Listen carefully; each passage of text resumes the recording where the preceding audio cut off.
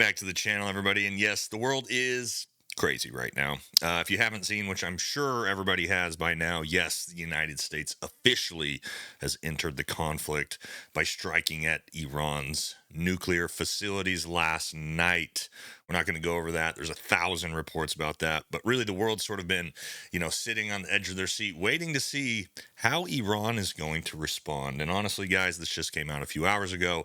This has got to be the most scorched earth response I think that's possible. And that is the Iranian parliament has voted to shut down the Strait of Hormuz. This is actually massive.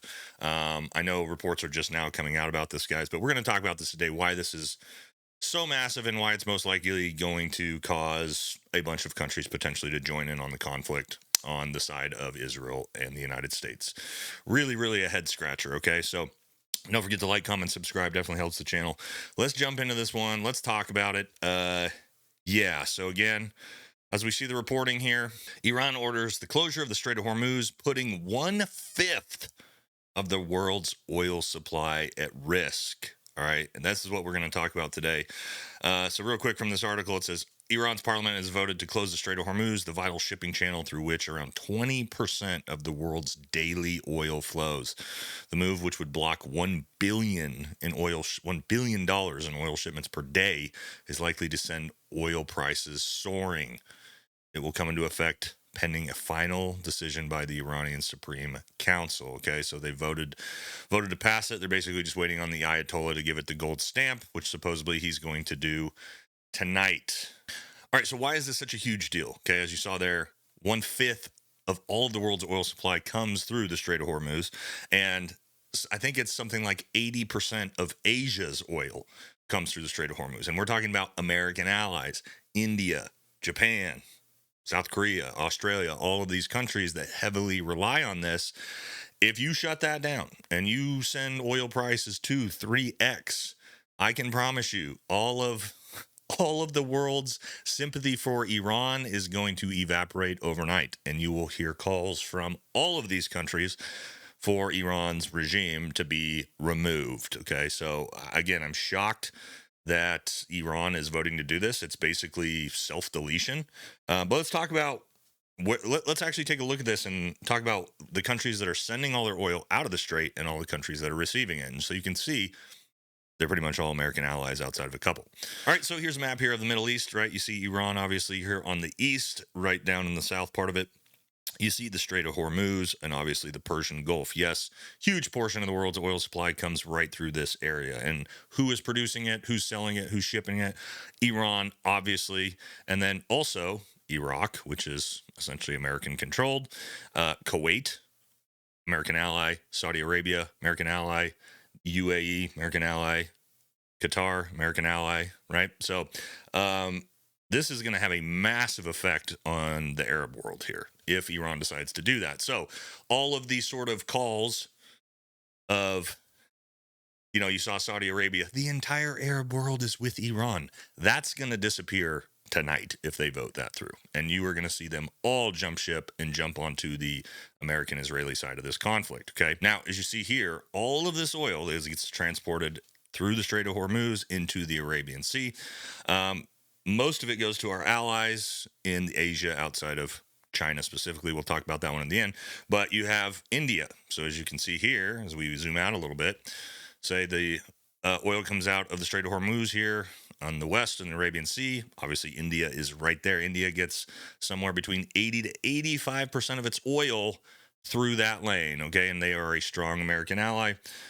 You also have Japan, right? So what happens is all of this oil comes out of the Arabian Sea, comes down through the Indian Ocean, and then comes through what is called the Strait of Malacca here near Malaysia. Okay, so that trade route then is super important for Japan, Korea, and China, and the other Southeast Asian countries. So Japan gets roughly 80% of its oil initially coming out of the Strait of Hormuz. South Korea, roughly 70% of their oil. Again, these are all close American allies. And then China is going to be heavily affected by this too, guys, which is supposedly Iran's ally that has just kind of disappeared off the world scene when it comes to defending them. But China, roughly 16 to 20% of China's oil comes from directly from Iran and comes from the Strait of Hormuz. So this is going to have, if they decide to do this, if they shut this down, guys, they're suggesting that oil prices could nearly double pretty much overnight, which, if we're talking about economics, global economics, it's going to have this insane price gouging effect, okay? Because there's a saying in economics, you can't change just one price, right? You can't double the cost of oil, which the entire world runs off oil, and not have massive downwind effects on the economy. Okay, so by Iran doing this, they're essentially saying we are going to crater the world economy. And how do you think the economy, or how do you think the world is going to respond to that? Nobody's going to be their ally anymore. Okay, so again, this is why it's kind of shocking. I'm not sure if they're actually going to do it. It might just be a veiled threat, because if they do this, the world will go to war with Iran pretty much instantly. All right, but then we got to talk about the Strait of Hormuz.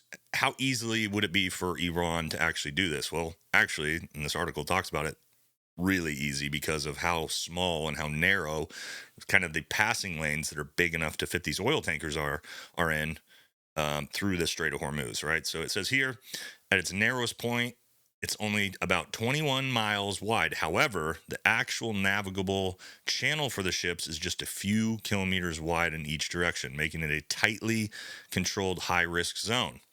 All right, key ports located near the strait include Iran's Bandar Abbas, a major naval and commercial port, UAE's port, Oman's port, and Qatar's port.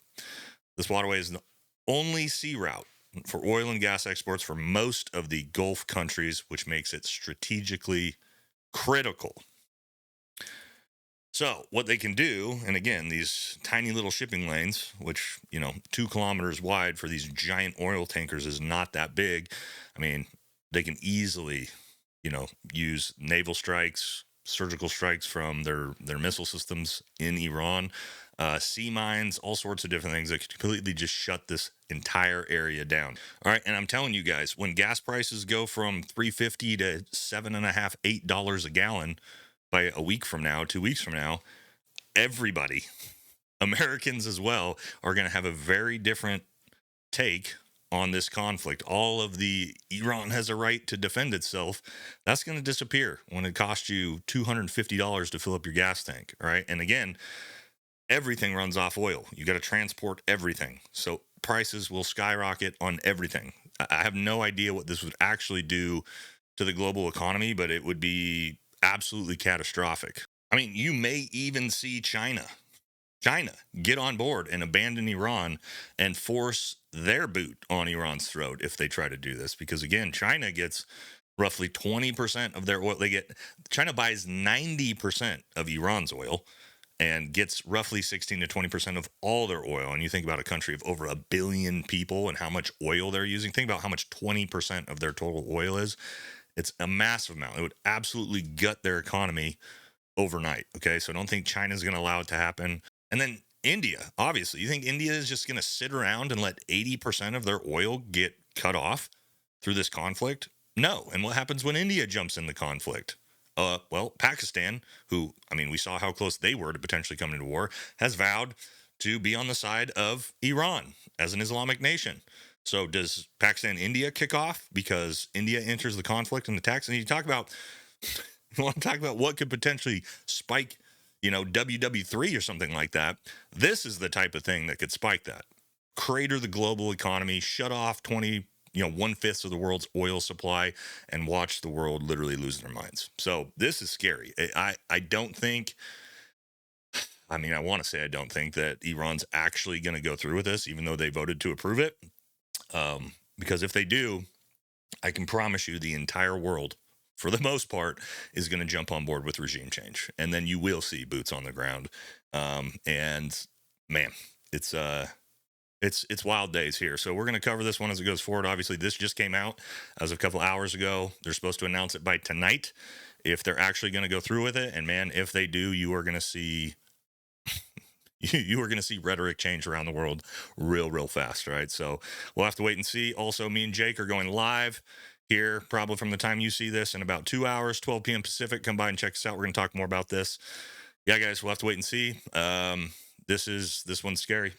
Definitely scary. This could be massive. When you talk about escalation, this is this is more than, attacking a military base or anything like that. This is going to escalate the entire world out of control. So that's going to do it for this one. I will catch you on the next one.